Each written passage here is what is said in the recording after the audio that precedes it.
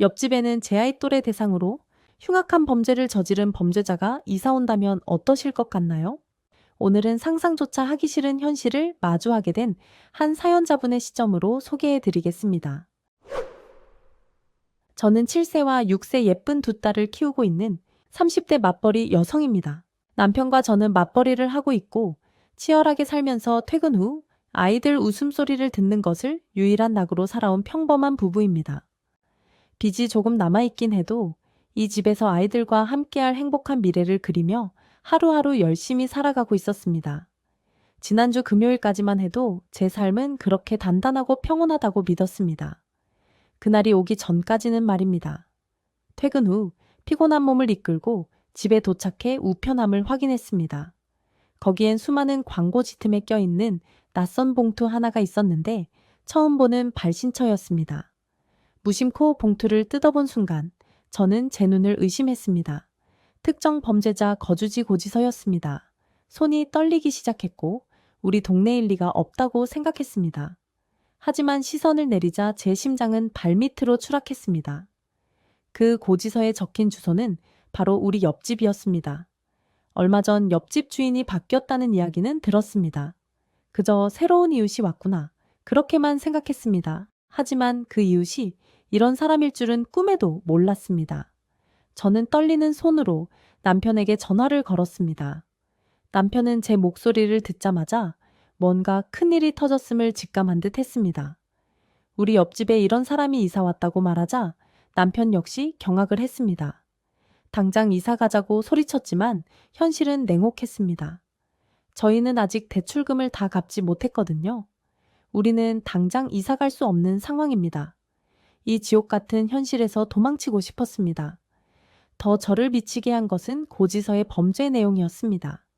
그놈은 제 큰딸 또래의 아이를 대상으로 흉악하고 끔찍한 범죄를 저지른 놈이었습니다. 심지어 초범도 아니었습니다.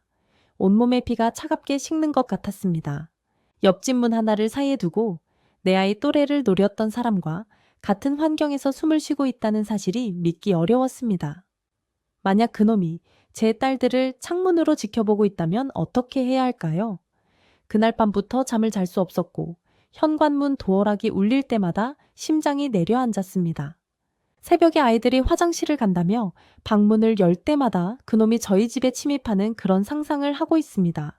당장 저와 남편은 맞벌이기에 아이들을 24시간 밀착해서 케어할 수가 없습니다.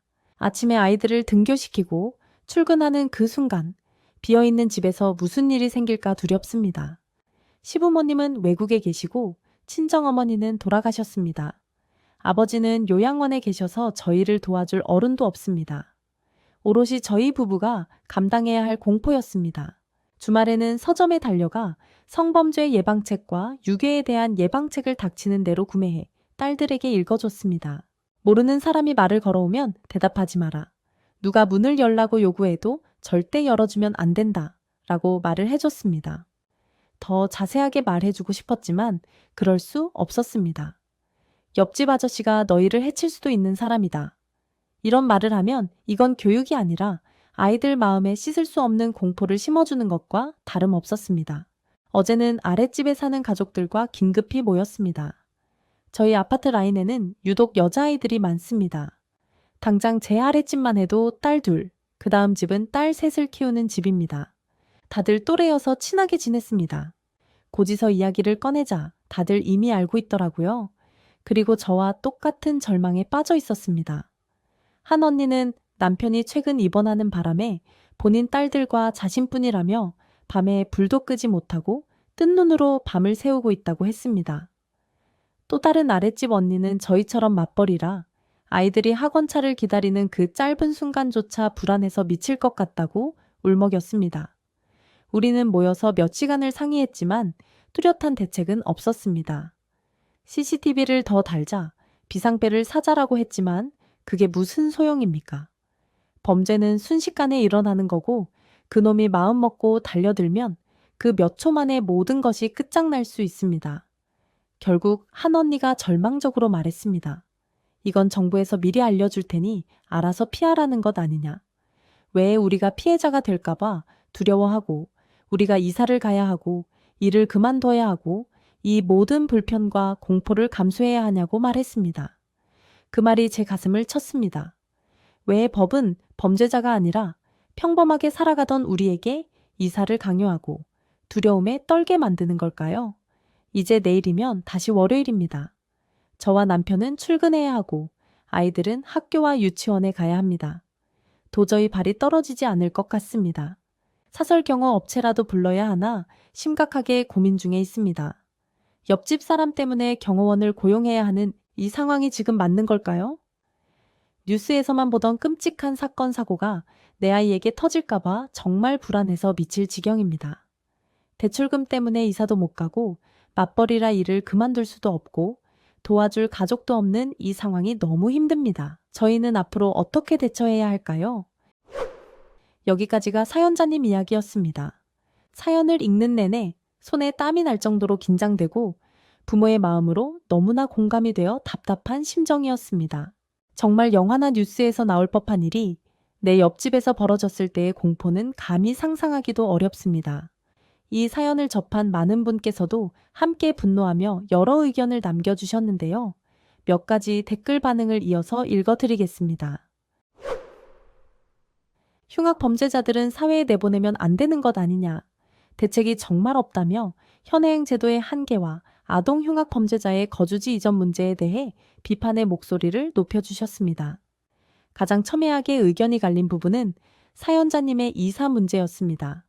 어떤 분들은 이 상황에서 무슨 대출금을 걱정하고 있냐? 집을 내놓든가 전세라도 내놓고 다른 데 가셔야 하는 거 아니냐? 좁은 곳이라도 가야지. 안 갔다가 사건 터지고 나서 후회할 거냐고. 지금 대출이 중요한 게 아니라는 의견을 내주셨습니다. 이처럼 아이의 안전이 최우선이니 당장 이사를 가야 한다는 의견이 정말 많았습니다. 경제적인 문제보다 아이의 생명과 안전이 비교할 수 없이 중요하다는 아주 현실적이면서도 단호한 의견이었습니다. 한편 당장 이사가 어렵다면 집안에 CCTV를 우선 설치하라는 실질적인 대안을 제시해 주신 분도 있었습니다. 이분처럼 당장 이사가 어렵다면 현관문뿐만 아니라 거실이나 아이들 방 입구 쪽에도 CCTV를 설치해서 혹시 모를 침입에 대비해야 한다는 의견도 있었습니다. 사설 경호업체의 부담이 크다면 최소한의 방어 장치라도 갖춰야 한다는 것이죠. 안전을 위해 이사를 택하기엔 당장의 현실적인 대출금 문제가 발목을 잡고 그렇다고 위험을 감수하고 머무르자니 매일매일이 지옥 같을 이 상황. 과연 무엇이 이 가족을 위한 최선의 선택일까요? 오늘 사연에 대한 여러분의 생각은 어떠신가요? 여러분의 의견을 댓글로 남겨주세요. 감사합니다. 여러분 안녕하세요. 영상이 좋았다면 구독과 좋아요 부탁드리고 알림 설정도 잊지 마세요. 감사합니다.